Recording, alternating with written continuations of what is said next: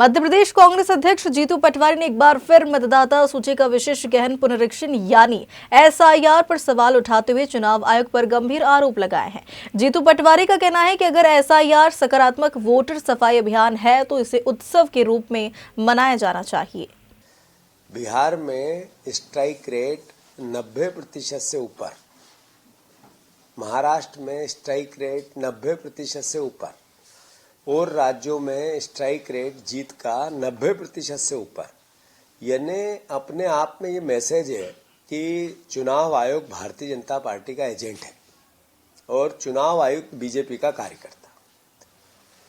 जो एसआईआर की प्रोसेस है, अगर इससे किसी को डर है, कोई ये सोचता है कि मेरी नागरिकता को खतरा है, यानी अपने आप में ये मैसेज है कि सरकार दुर्भावना से काम कर रही है।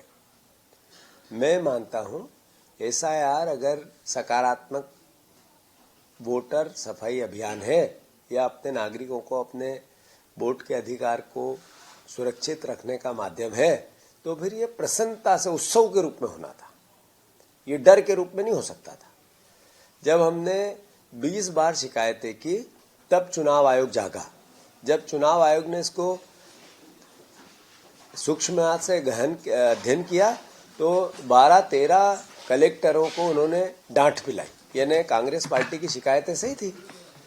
दूसरी बात, एसआईआर को लेकर मैं मध्य प्रदेश की जनता से अपील करना चाहता हूं कि चूंकि ये चुनाव आयोग ने पहली बार देश में नैरेटिव सेट किया है कि आपके वोट के अधिकार को सुरक्षित अब आपको रखना है। पहले नियम ये था, या भारत के संविधान में ऐसा है, या मौलिक अधिकार आपको ये कहते हैं कि चुनाव आयोग आपके वोट को सुरक्षित रखेगा। अभी चुनाव आयोग और भारत सरकार नरेंद्र मोदी ने कहा आपके वोट को आपको सुरक्षित रखना है। इसलिए मेरा प्रदेश की जनता से आग्रह, प्रार्थना है, अपील है कि ये जो आपके वोट को एसआईआर के माध्यम से फॉर्म प्रोसेस पद्धति जो भी डबल आई है, इसको आप पूर्ण करें।